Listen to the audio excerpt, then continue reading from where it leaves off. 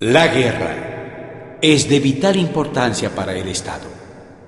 Es el dominio de la vida o de la muerte, el camino hacia la supervivencia o la destrucción. Por eso es necesario examinarla bien, conocer cómo aplicarla. El arte de la guerra, de Sun Tzu.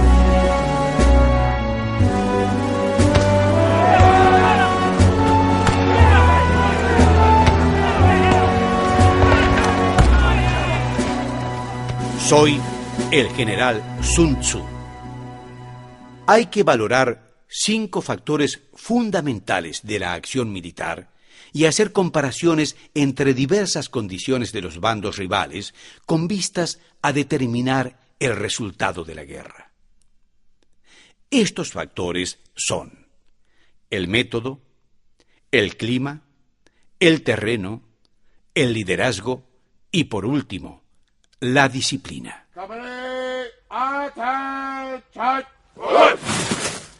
Método significa inducir al pueblo a tener el mismo objetivo que el líder, de modo que le siga donde sea sin temer por sus vidas ni al peligro.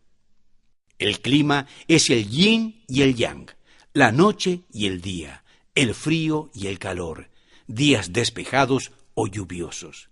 Implica tener en cuenta las estaciones. En tiempos antiguos, muchos soldados perecieron de congelamiento durante las campañas contra los hunos o de pestes en campañas contra las tribus del sur. El terreno implica las distancias y hace referencia a dónde es fácil o difícil desplazarse y si es campo abierto o lugares estrechos. Si conoces la distancia y configuración del terreno, puedes decidir cómo avanzar, si lo harás directamente o de forma sinuosa. Al evaluar la dificultad o facilidad del terreno, puedes determinar las ventajas de usar caballería o infantería. Esto es de vital importancia para la victoria o la supervivencia. El liderazgo es una cuestión de sabiduría, confianza, humanidad, coraje y firmeza. Sabiduría implica habilidad para planificar y saber cuándo cambiar una estrategia eficazmente.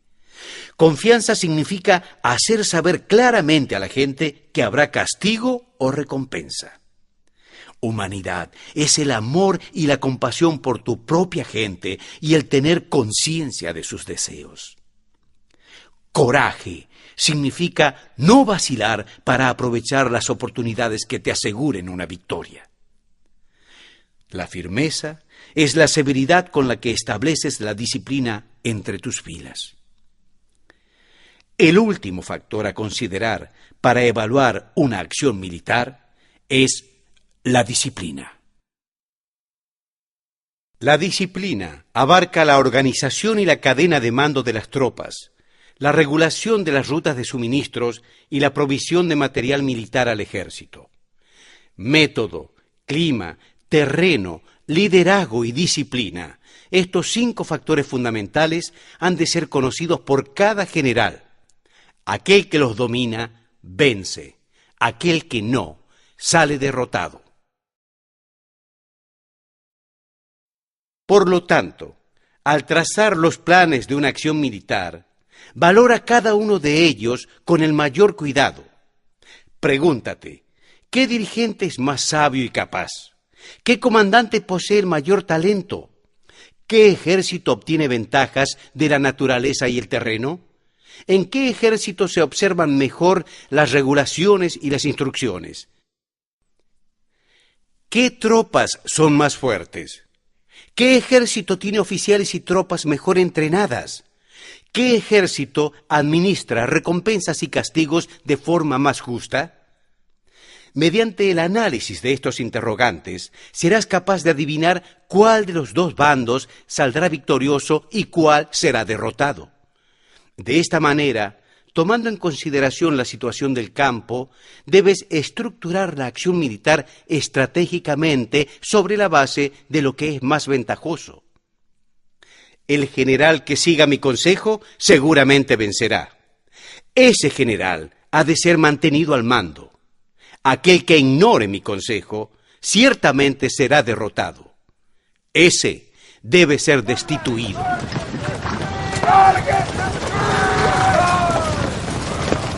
El arte de la guerra se basa en el engaño. Por lo tanto, cuando eres competente de atacar, has de aparentar incompetencia. Cuando las tropas se mueven, debes aparentar inactividad. Si estás cerca del enemigo, has de hacerle creer que estás lejos. Si estás lejos, aparenta que estás muy cerca. Atráelos con la perspectiva de ganar y gánales confundiéndolos. Golpea al enemigo cuando esté desordenado. Prepárate contra él cuando está seguro en todos los flancos. Evítale durante un tiempo cuando es más fuerte. Si tu oponente tiene un temperamento colérico, intenta irritarle. Si es arrogante, trata de fomentar su egoísmo. Si las tropas enemigas se hallan bien preparadas tras una reorganización, intenta desordenarlas. Si están unidas, siembra la división entre sus filas. Ataca al enemigo cuando no esté preparado y sorpréndele cuando no te espera. Estas son las claves de la victoria para el estratega. Ahora, si las estimaciones realizadas antes de la batalla indican victoria, es porque los cálculos cuidadosamente realizados muestran que tus condiciones son más favorables que las condiciones del enemigo. Si tus cálculos indican derrota, es porque muestran que las condiciones favorables para la batalla son menores. Gracias a este método, se puede examinar la situación y el resultado aparece claramente.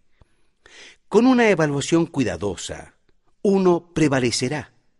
Sin ella, no puede. Muchas menos oportunidades de victoria tendrá aquel que no realiza ninguno de estos cálculos.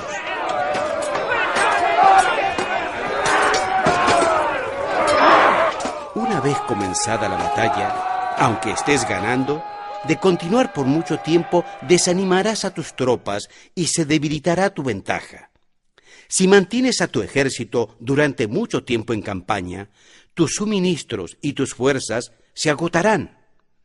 Las armas son instrumentos de mal agüero. Emplearlas por mucho tiempo producirá calamidades. Como ha dicho el sabio, los que a hierro matan, a hierro mueren. Aquellos que aman pelear y así agotan a sus soldados, inevitablemente perecerán.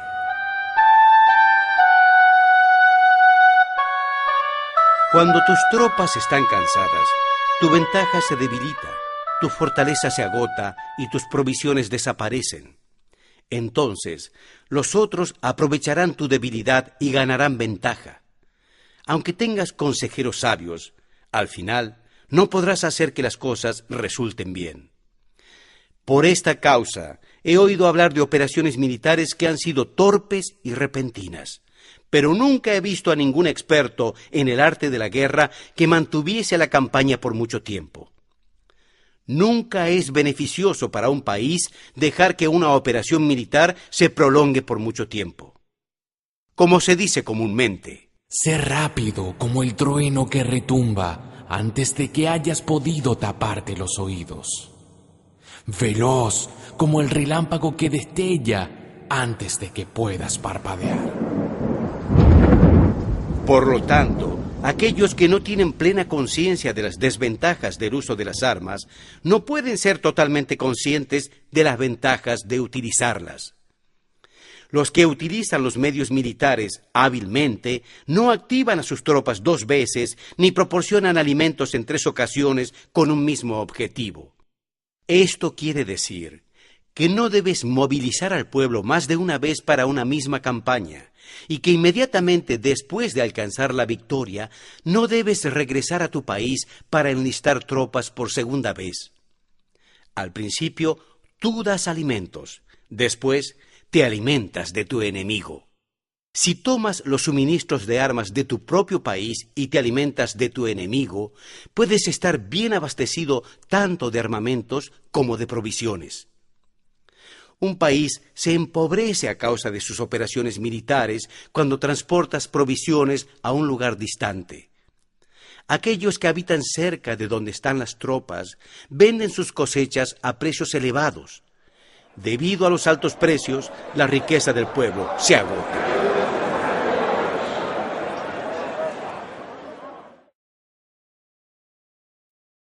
Cuando se transportan las provisiones muy lejos, la gente se arruina a causa del alto costo. En los mercados cercanos al ejército, los precios de las mercancías aumentan. Por lo tanto, las largas campañas militares son una plaga para el país. Cuando se agotan los recursos, los impuestos se recaudan bajo presión. Cuando el poder y los recursos se han agotado, se arruina el propio país. Se priva al pueblo de una gran parte de su presupuesto, mientras que los gastos del gobierno para armamentos se elevan. Los habitantes constituyen la base de un país. Los alimentos son la felicidad del pueblo. El príncipe debe ser consciente de ello y ser sobrio y austero en sus gastos públicos. En consecuencia, un general inteligente lucha por desproveer al enemigo de sus alimentos. Cada porción de alimentos tomados al enemigo equivale a 20 que te suministras a ti mismo. Así pues, lo que arrasa al enemigo es la imprudencia y la motivación de los tuyos en asumir los beneficios de los adversarios. Cuando recompenses a tus hombres con los beneficios que ostentaban los adversarios, los harás luchar por propia iniciativa y así podrás tomar el poder y la influencia que tenía el enemigo. Por eso es que los sabios dicen: donde hay grandes recompensas, hay hombres valientes. Por consiguiente, en una batalla que se libra con carros de guerra, recompensa primero al que capture al menos 10 carros. Si recompensas a todo el mundo, no habrá suficiente para todos. Así pues, ofrece una recompensa a un soldado para animar a todos los demás.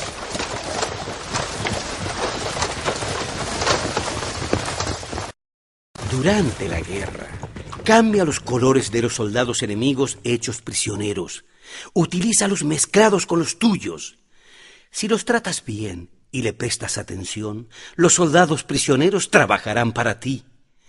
A esto se llama someter al adversario e incrementar por añadidura tus propias fuerzas. Si utilizas al enemigo para derrotar al enemigo, serás poderoso en cualquier lugar a donde vayas.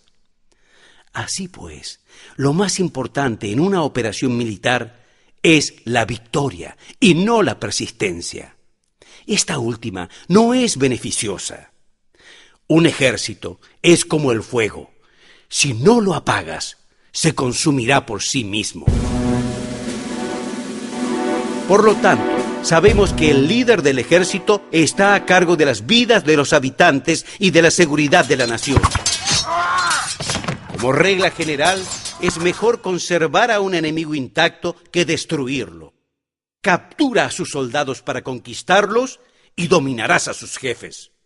Un sabio general decía: practica las artes marciales. Calcula la fuerza de tus adversarios, haz que pierdan su ánimo y dirección, de manera que aunque el ejército enemigo esté intacto, sea inservible. Eso es ganar sin violencia. Si destruyes al ejército enemigo y matas a sus generales, asaltas sus defensas disparando, reúnes a una muchedumbre y usurpas un territorio, todo esto es ganar por la fuerza.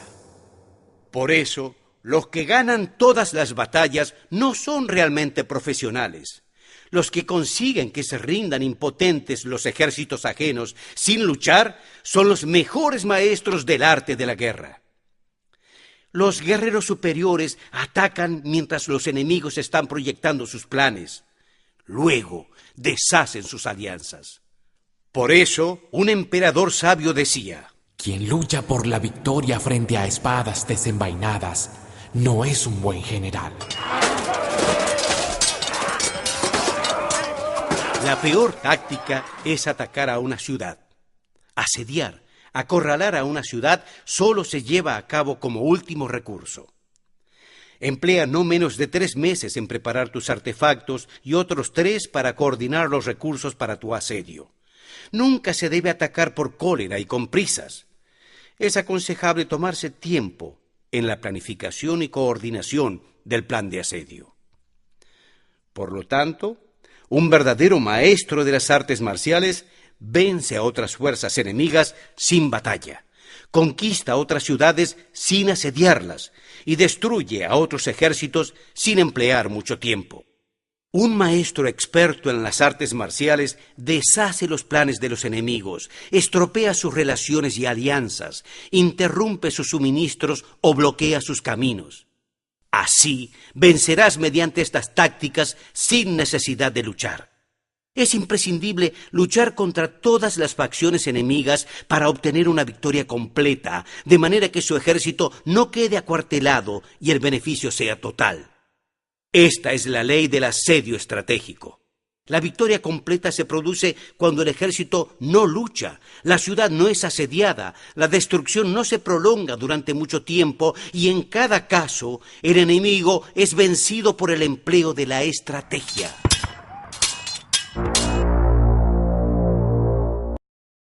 Así pues, la regla de la utilización de la fuerza es la siguiente. Si tus fuerzas son 10 veces superiores a las del adversario, rodéalo.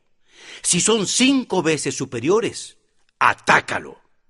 Si son 2 veces superiores, divídelo. Si tus fuerzas son iguales en número, lucha si te es posible. Si tus fuerzas son inferiores, mantente continuamente en guardia, pues el más pequeño fallo te traerá las peores consecuencias. Trata de mantenerte al abrigo y evita en lo posible un enfrentamiento abierto con él. La prudencia y la firmeza de un pequeño número de personas pueden llegar a cansar y a dominar incluso a numerosos ejércitos. Este consejo se aplica en los casos en que todos los factores son equivalentes. Si tus fuerzas están en orden, mientras que las suyas están inmersas en el caos, si tú y tus fuerzas están con ánimo y ellos desmoralizados, entonces, aunque sean más numerosos, puedes entrar en batalla. Si tus soldados, tus fuerzas, tu estrategia y tu valor son menores que las de tu adversario, entonces debes retirarte y buscar una salida. En consecuencia, si el bando más pequeño es obstinado, se convierte en prisionero del bando más numeroso. Esto quiere decir que si un pequeño ejército no hace una valoración adecuada de su poder y se atreve a enemistarse con una gran potencia, por mucho que su defensa sea firme, inevitablemente se convertirá en conquistado.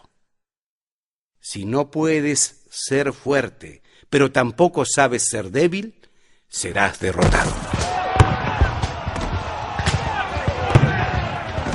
Los generales son servidores del pueblo. Cuando su servicio es completo, el pueblo es fuerte. Cuando su servicio es defectuoso, el pueblo es débil. Así pues, existen 3 maneras en las que un príncipe lleve al ejército al desastre. Cuando un príncipe, ignorando los hechos, ordena avanzar a sus ejércitos o retirarse cuando no deben hacerlo, a esto se le llama inmovilizar al ejército. Cuando un príncipe ignora los asuntos militares, pero comparte en pie de igualdad el mando del ejército, los soldados acaban confusos. Cuando el príncipe ignora cómo llevar a cabo las maniobras militares, pero comparte por igual su dirección, los soldados están vacilantes. Una vez que los ejércitos están confusos y vacilantes, surgen los problemas con los adversarios. A esto se le llama perder la victoria por desconcertar a los ejércitos. Si intentas utilizar los métodos de un gobierno civil para dirigir una operación militar, la operación será confusa. En la guerra, triunfan aquellos que saben cuándo luchar y cuándo no. aquellos que saben discernir cuándo usar muchas o pocas tropas, aquellos que tienen tropas cuyos rangos superiores e inferiores tienen el mismo objetivo, aquellos que se enfrentan con preparativos a enemigos desprevenidos, aquellos que tienen generales competentes y no limitados por sus gobiernos civiles. Estas son las 5 maneras de conocer quién resultará victorioso. Decir que el príncipe es el que da las órdenes en todo es como si el general debiese solicitarle permiso al príncipe para poder apagar un fuego. Para cuando sea autorizado, ya no quedarán sino cenizas. Si conoces a los demás y te conoces a ti mismo, ni en 100 batallas correrás peligro. Si no conoces a los demás pero te conoces a ti mismo, perderás una batalla y ganarás otra. Si no conoces a los demás ni te conoces a ti mismo, correrás peligro en cada batalla.